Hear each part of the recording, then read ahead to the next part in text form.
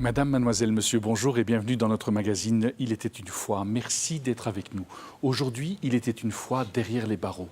Comment se passe la vie en prison? Est-ce plus qu'une peine privative de liberté?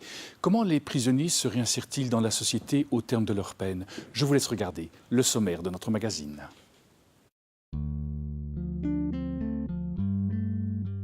Nos premiers pas derrière les murs seront accompagnés par l'abbé Fernand Strébert et Laurence Vigneron. Tous deux aumôniers à la prison de Marchand-Famenne. Nous rencontrerons ensuite Jean-Claude et Willy, deux ex-détenus qui essayent de construire une nouvelle vie. Dominique Servet, Corinne Owen, Christian Panier, bonjour. Bonjour. Merci d'avoir accepté notre invitation.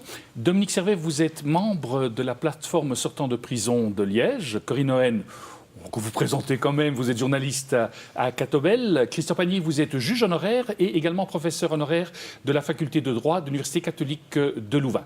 Corinne, vous avez réalisé, comme à chaque fois, les reportages avec Jean-Louis Gios. Alors, qu'en est-il du premier? Alors, pour le premier reportage, je vous emmène à la prison de Marchand-Famenne, à la rencontre, comme vous l'avez vu, de Laurence Vigneron et de Fernand Strébert, qui sont deux aumôniers.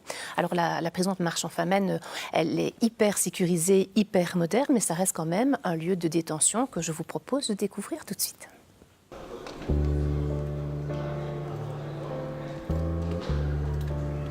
Aujourd'hui, à la prison de Marchand-Famenne, Fernand rend une petite visite à Jean-Marie. Salut Jean-Marie. Bienvenue Jean-Marie. Fernand est aumônier et chaque jour, il croise ces hommes incarcérés, parfois pour de très longues peines. La balançoire. Ici, les journées sont longues et se ressemblent toutes. Mais quelles sont, pour Fernand, les principales souffrances rencontrées par les détenus? Bien sûr, le fait d'être enfermé, c'est évident. Donc d'être privé de liberté, on n'imagine pas, nous autres, ce que ça veut dire être privé de liberté. Une autre souffrance, pour ceux qui ont des enfants, ceux qui ont des conjoints, ceux qui ont des parents, c'est d'être éloigné d'eux. De ne pas voir ou de ne pas le voir à la fréquence qu'ils souhaiteraient, leurs conjoints, leurs enfants. Et parfois, le conjoint qui est dehors empêche le détenu ou la détenue de voir l'enfant. Ça les fait souffrir beaucoup.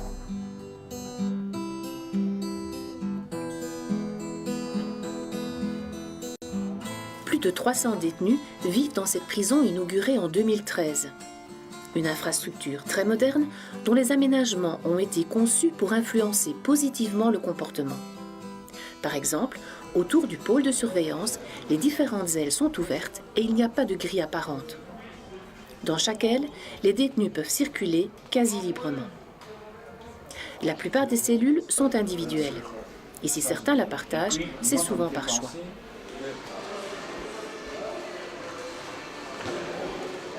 Différentes activités sont également proposées aux détenus, allant de la formation à des ateliers qui leur permettent de se préparer un petit PQ pour leur sortie. Dans la prison, 11 femmes ont aussi leur quartier. Alors ici, il y a essentiellement des prisonniers masculins, il y a aussi quelques femmes. Est-ce qu'elles vivent leur détention d'une manière différente? Sans doute que la vie familiale, les enfants sont peut-être un peu plus présents. Ce sont des sensibilités différentes où l'affectif joue beaucoup plus, où ça s'exprime beaucoup plus, de façon en tout cas différente. Mais les problèmes, les questions sont les mêmes. Le passage ici à la prison peut être un temps favorable pour se repositionner et redécouvrir la foi.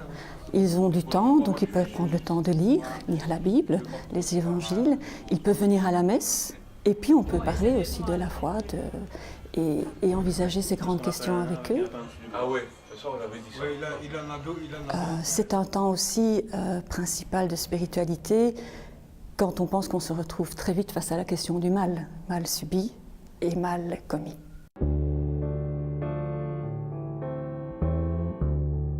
Si la prison peut être une solution pour certains, Fernand ne pense pas que ce soit la solution.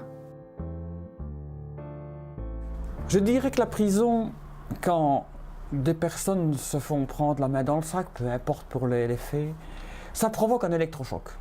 Et des gens, après avoir fait 1 mois, 2 mois, 6 mois de prison, ont compris qu'ils devaient changer de chemin et ils changent de chemin. Il y a des personnes qui doivent être emprisonnées parce qu'on sait qu'elles vont faire du tort à la société, mais ils ne sont pas nombreux. Quand je vois que des personnes restent longtemps, se comportent en prison de manière adéquate, adulte, ils ont retrouvé des repères, et ils restent des mois, parfois des années. Je me dis, ça ne sert plus à rien. Corinne, c'était aisé de filmer comme ça à la prison? Mais vous avez vu, la prison est récente et très moderne et la direction accepte volontiers que les journalistes s'y rendent. Donc non, ce n'était pas compliqué du tout. La prison, est-ce que c'est une peine privative de liberté, Christian Panier, ou c'est plus que cela? Théoriquement, ça devrait n'être que cela. Concrètement, c'est tout le contraire. C'est la privation de tout. C'est, on l'a évoqué dans le reportage, la dislocation du lien social, de l'éditement du lien familial. C'est la perte de repères par rapport à une société qui change et qui évolue. Vous évoquiez hors antenne ces phrases que vous avez souvent entendues dans la bouche du détenu lorsque vous étiez aumônier de prison. Que vas-tu faire quand tu sors? La première chose, je vais aller à la mer. Aller à la mer, c'est-à-dire aller revoir le monde, aller revoir la liberté. Moi, je connais beaucoup de détenus qui, quand ils vont à la mer en partant de la prison de Namur ou en partant d'une autre prison, ne reconnaissent même plus leur route. Des carrefours ont changé, des ronds-points ont été construits, des rues ont été redessinées, mises à sens unique. C'est tout cela. C'est-à-dire qu'au lieu d'être non seulement une peine qui se justifie dans certains cas, seulement privative de liberté, c'est aussi une peine qui, plus elle se prolonge, et l'abbé Schreiber, je pense, avait raison de le dire, plus elle est déclassante, donc plus elle compromet la réinsertion, surtout qu'on dispose de peu de moyens pour la réinsertion. Et la prison, c'est aussi accessoirement ce qu'un auteur français, il y a des années, a appelé la guillotine du sexe. C'est-à-dire que la vie affective, dans sa dimension la plus intime, est elle aussi squeezée. Avec des petits aménagements par-ci par-là, les séjours conjugaux, mais encore faut-il que la prison le permette dans son assoncement. Justement, alors vous qui êtes juriste et qui avez été juge pendant de nombreuses années, vous pensez que la peine privative de liberté n'est pas la solution? La peine privative de liberté n'est une solution que quand il y a, et j'ai envie de dire, absolument pas moyen de faire autrement. D'abord, en considération de la sécurité publique, il faut effectivement protéger l'ensemble des citoyens d'un certain nombre de comportements, mais cela concerne peut-être en Belgique, je ne sais pas, 150, 200, 300 personnes, pas 11 000. Il y en a 11 000 en permanence derrière les barreaux, dont 30 sont là d'ailleurs avant même d'avoir été jugés. Bonjour, le respect de la présomption d'innocence.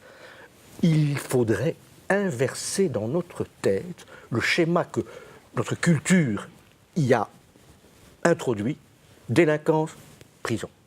Une espèce d'automatisme culturel qui fait que pour nous, la meilleure manière, non seulement de punir quand il faut le faire, de protéger quand il faut le faire, la meilleure manière de punir et de protéger, c'est de claquemurer.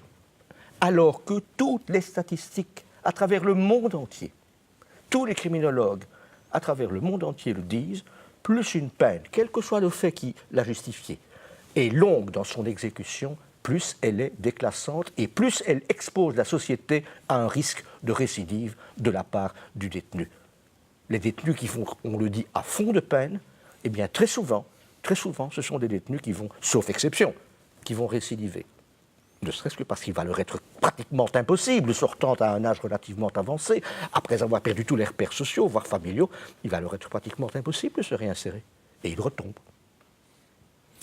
Est-ce qu'il y a des propositions concrètes pour quand même respecter aussi la victime qui souffre, qui était blessée Deux observations. La première, il y a eu des progrès, mais il a fallu attendre les années 90, les années 90, pour que l'on commence à dire qu'il faut des alternatives. Mais quand on dit alternatives, on pense toujours avec le modèle de référence prison. Enfin, soit, prenons ce qui est pris.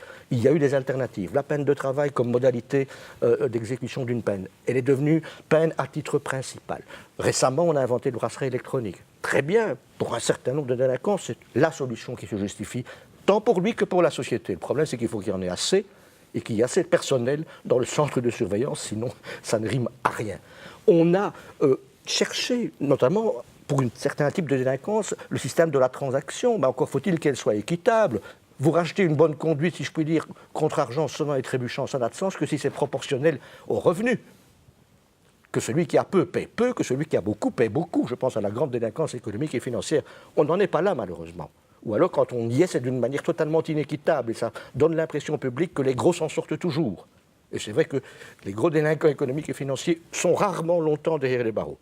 La population carcérale, sachons-le tout de même, curieusement, c'est une immense majorité d'hommes. Je pense que jamais aucun sociologue n'a expliqué pourquoi il y avait finalement proportionnellement très peu de femmes en prison. Je ne me risque pas à quelque explication que ce soit. Mais par contre, il y a beaucoup de gens qui sont issus des classes les moins favorisées de notre société. Et dans notre pays, il y a beaucoup de gens d'origine et de culture étrangère. Donc, inventer des alternatives, c'est bien. Ce qu'il faudrait, c'est renverser le système. Dire, on les ferme, ces prisons. En 1979, dans la Revue Nouvelle, avec toute une bande de personnes qui connaissaient le sujet, on a écrit ça. Si prison, on ferme. On ferme, on en garde une ou deux pour y mettre celles et ceux dont il n'est absolument pas possible d'en faire autre chose à l'extérieur, parce qu'ils sont un danger réel pour la société. Et pour tous les autres types de délinquance, on s'ingénie à trouver d'autres solutions. Vous savez, des pays nordiques, je pense que c'est la Suède, ils ont réussi pratiquement à vider toutes leurs prisons. Et les Pays-Bas, ils les vident progressivement, et comme ils ne savent qu'en faire, ils nous les louent. Ah oui, on envoie certains de nos prisonniers chez nos amis bataves, pendant qu'on continue à construire des prisons. À qui mieux mieux. Mais on se dispense par contre de construire des écoles ou de rénover celles qui existent. Dans quelle société vit-on ? Justement, on va peut-être, voilà, on voit un petit peu les dérives que la prison peut conduire et comment accompagner ceux qui sortent. Alors Corinne, vous aviez l'occasion de rencontrer des personnes qui sont sorties du milieu carcéral. Oui, donc Dominique a eu la gentillesse de nous présenter des personnes qui étaient sorties de prison. Donc le premier témoignage, c'est celui de Jean-Claude. Jean-Claude n'est pas resté très longtemps derrière les barreaux, justement, mais malgré ça, sa reconstruction est vraiment difficile. Alors quand il est sorti, il a eu la chance de trouver un travail bénévole, et les personnes qui l'ont accueilli lui font confiance. Et il m'a dit, c'est vraiment ça qui m'a sauvé. Alors je vous propose de découvrir Jean-Claude.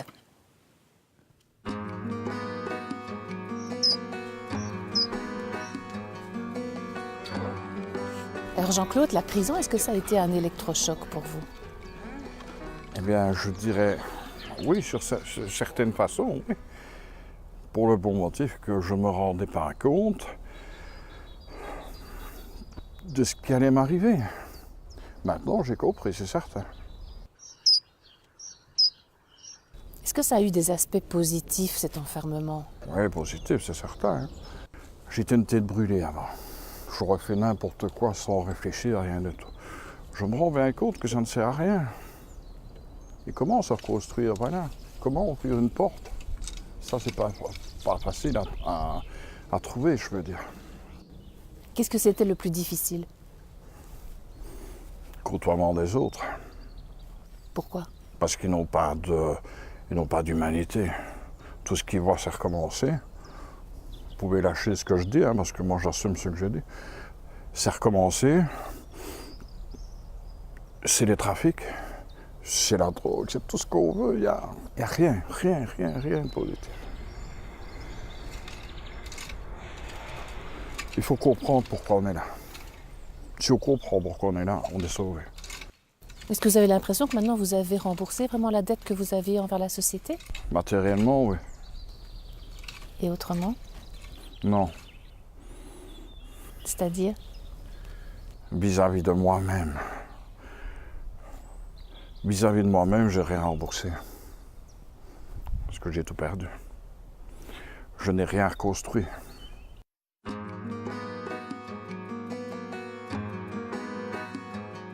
Est-ce que vous êtes sorti plus fort que lorsque vous êtes entré ? Je ne dis pas que je suis sorti plus fort, mais j'ai compris beaucoup de choses. Vous prenez 100 €, ça vous revient dans le visage. Si c'est malhonnête, hein.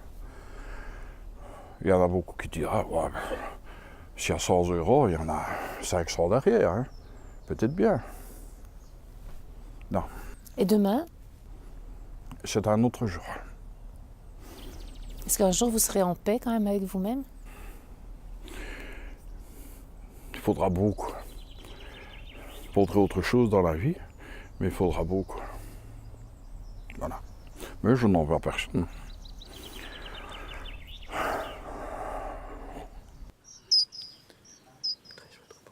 Dominique Servet, comment est née la plateforme sortant de prison de Liège? Alors c'est à l'initiative de l'évêque de Liège, Monseigneur Justen, à l'époque, et du vicaire épiscopal Charpentier, Benoît Charpentier. Ils ont eu vraiment le souci de rencontrer ces personnes qui allaient à fond de peine, donc qui purgeaient l'entièreté de leur peine et qui étaient complètement démunies en sortant. Alors, des aumôniers catholiques, protestants se sont rencontrés, des visiteurs de prison, et cette plateforme a tout doucement pris ses marques. D'abord une association de fait, et puis une constitution en ASBL. Et donc maintenant, depuis 2006, nous sommes en ASBL et nous avons nos entrées dans les prisons de la province de Liège uniquement, et de temps en temps à Marche et à Saint-Hubert. Et comment est-ce que ça se passe? Qu'est-ce que vous faites? Parce que vous êtes justement membre actif dans cette plateforme. Comment est-ce que vous les rencontrez, ces prisonniers? Alors, des folders sont distribués en principe dans les prisons. Il y a quelques affiches qui sont mises. Les aumôniers en parlent. Les conseillers laïcs, tout le monde est au courant, hein, l'AJ, etc. Et donc, les détenus, les personnes détenues sont informées de notre existence. Elles font la demande pour qu'on les rencontre, pour qu'on mette en place avec elles un processus en vue de leur réinsertion. Nous les rencontrons une première fois, nous expliquons ce que nous pouvons faire avec elles, et puis nous les rencontrons d'abord 2 fois par mois, et puis de plus en plus souvent avec la date de sortie qui approche. Et nous sommes là à leur sortie. Il faut savoir qu'une personne qui est prévue pour la sortie à vendredi, eh bien, elle ne sait pas à quelle heure elle sort. Donc nos bénévoles sont là souvent une demi-journée à attendre que cette personne quitte la prison, pour ne pas qu'elle se retrouve complètement démunie en sortant, surtout si elle a pris une longue peine. C'est très difficile pour elle de retrouver sa place et de s'y retrouver. On aura tout à l'heure encore l'occasion d'avoir le témoignage d'un autre sortant de prison. Mais quelles sont les premières émotions qui traversent les personnes que vous avez rencontrées quand elles sortent de la prison? Elles sont très désemparées, évidemment, parce que bon, l'univers carcéral, une cellule, c'est 9 mètres carrés. Donc on s'imagine, on partage 9 mètres carrés avec une autre personne, donc Atlanta par exemple. On a très peu de sorties, c'est 2 heures par jour. Donc quand elles se retrouvent à l'air libre, c'est complètement démunies, elles se demandent où aller. Souvent, nous avons mis en place, et toujours même, nous avons mis en place la location d'un appartement. On a préparé tout ça avec elles. Donc, on les amène progressivement à retrouver leur place dans cette société, à retrouver des personnes avec qui un petit peu dialoguer. Parce que, bon, là aussi, en prison, c'est très limité, forcément. Et puis, on est rarement sincère en prison. Hein. Il faut toujours un petit peu être bien comme il faut, comme on attend que la personne soit. Donc, l'authenticité, c'est quelque chose qu'il faut qu'elle réapprenne, tout ça. Donc c'est vraiment tout un travail qui est à faire. Et il faut de la patience, il faut du temps, et nous essayons de leur donner. Je vous propose peut-être, Corinne, d'entendre l'autre témoignage que vous avez pu recueillir. Oui, donc c'est le témoignage de Willy. Alors Willy, il venait juste de sortir de prison. Il était hébergé dans une chambre du projet résidentiel, c'est ça, Dominique? Du vicariat de Liège et de Caritas Secours. Quand il est sorti, personne ne l'attendait. Il n'avait nulle part où aller. Et il a eu vraiment la chance d'avoir cette chambre qui s'est libérée. Et il va vous expliquer un petit peu comment ça s'est passé.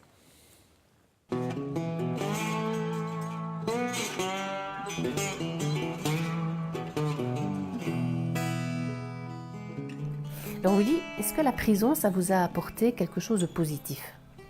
Pas particulièrement, disons quelque chose de positif dans le sens où oui, j'estime qu'avec les années que j'ai fait, ça m'a permis de quelque part payer ma dette à la société. Mais au niveau personnel, non, en toute honnêteté, et sans vouloir dénigrer le système carcéral, il n'y a pas grand-chose qui est mis en place pour essayer de revaloriser le détenu qui, après avoir passé pas mal d'années derrière les barreaux, est quelque peu déstabilisé par rapport à la société dans laquelle il doit se réinsérer. Alors justement, l'enfermement, comment est-ce que vous l'avez vécu? Comment est-ce que vous avez tenu bon? J'ai eu la chance d'avoir le soutien de ma famille et de ma compagne pendant pas mal de temps. Et d'autre part, j'ai eu l'occasion de pouvoir travailler, ce qui m'a permis d'occuper d'une façon positive mes journées. Mais sinon, c'est vrai que l'enfermement, pour celui qui le vit, il n'y trouve pas grand-chose d'utile.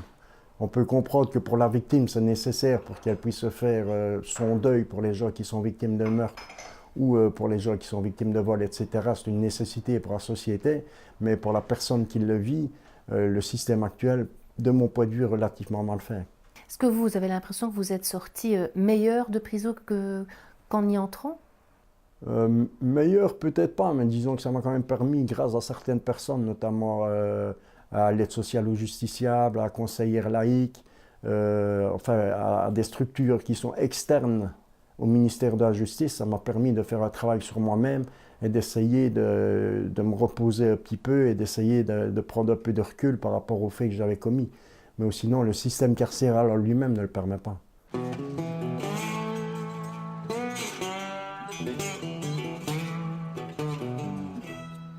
Et la solidarité en prison entre les prisonniers, elle existe?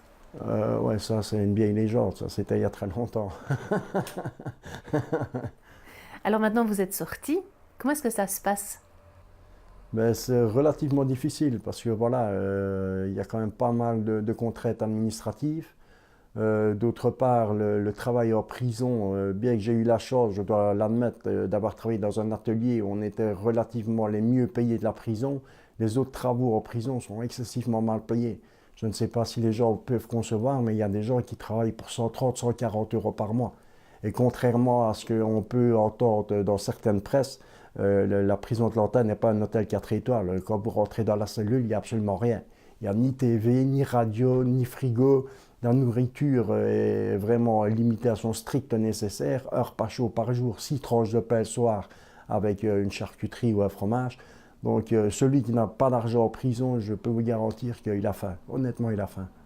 Donc le peu d'argent qu'on gagne au travail, on gagne tellement peu que ça ne nous permet pas de préparer une réinsertion correctement parce que la plupart de l'argent qu'on gagne, on est pratiquement obligé de le réinvestir dans le système des cantines. Donc, Alors ça fait 2 semaines que vous êtes sorti. Oui. Quelle a été votre première impression comme ça, quand vous avez ouvert la porte? Ben, c'est assez spécial. C'est assez spécial parce que voilà, j'ai fait 11 ans et quelques mois. Donc, oui, rien que les couleurs, les odeurs, les bruits d'échappement, les bruits des voitures, on n'est plus habitué à tout ça. Parce que voilà, en plus là-bas, votre vie est structurée. On vous dit à quelle heure vous levez, à quelle heure manger, à quelle heure aller dormir. Donc, quand vous êtes reparachuté de la société active et que la préparation n'y est pas tellement, ouais, c'est quand même un certain temps d'adaptation.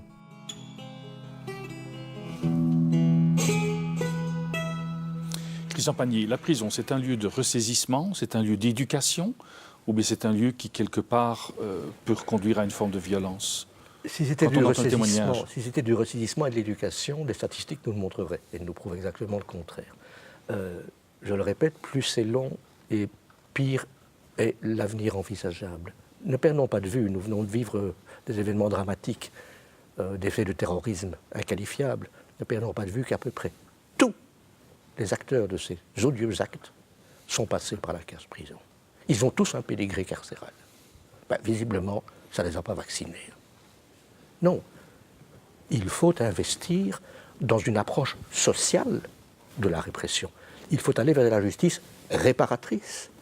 Il faut mettre les moyens, au lieu de dépenser 20 milliards d'anciens francs belges par an, uniquement en coûts par détenu, à raison de 125 à 130 euros par jour, pour 11 000 personnes en permanence, je le répète. Cet argent-là, on pourrait en faire bien d'autres choses. On pourrait faciliter le travail social pour entourer le détenu. On pourrait inventer des peines alternatives en faisant des investissements qu'elles supposent en termes de suivi, d'accompagnement. On pourrait créer des lieux d'accueil à la sortie, des espèces de sas de décompression, ce qu'aujourd'hui, seul le milieu du bénévolat fait. Mais c'est quoi cette absence totale de choix politique?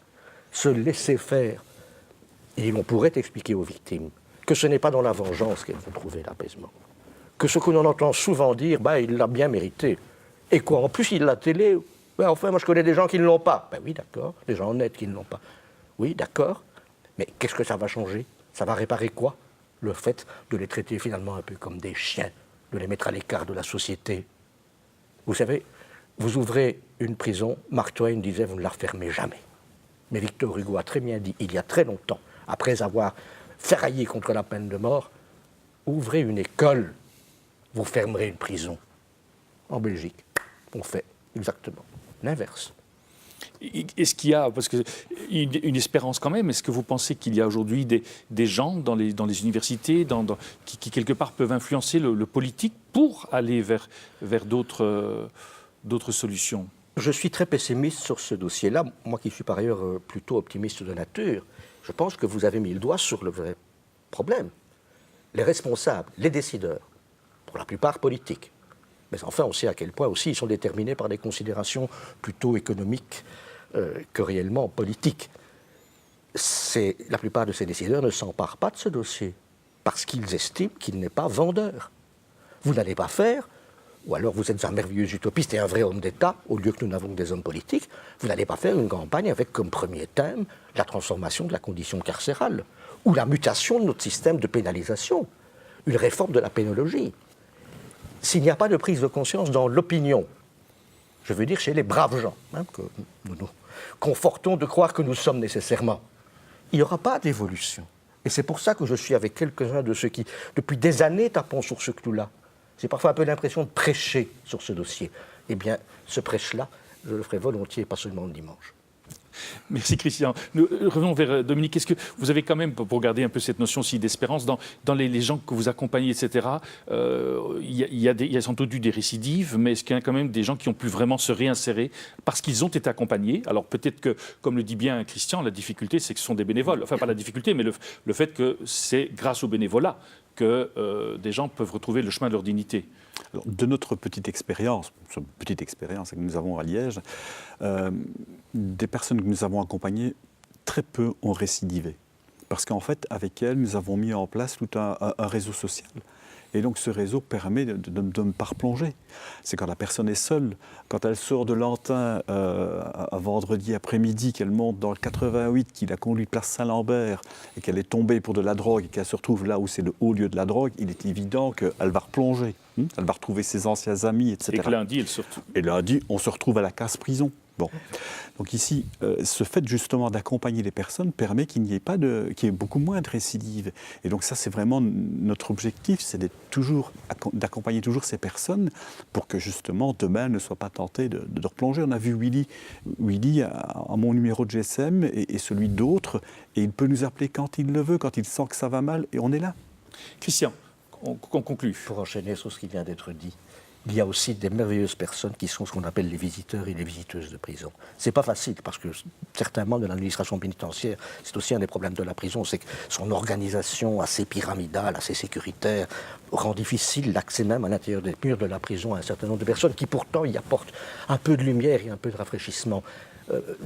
Mesdames, messieurs qui nous écoutez et qui nous regardez, si vous êtes intéressés par cela, renseignez-vous. Il existe des associations de toutes couleurs, politico, philosophico, enfin à la belgicaine, de gens qui travaillent remarquablement.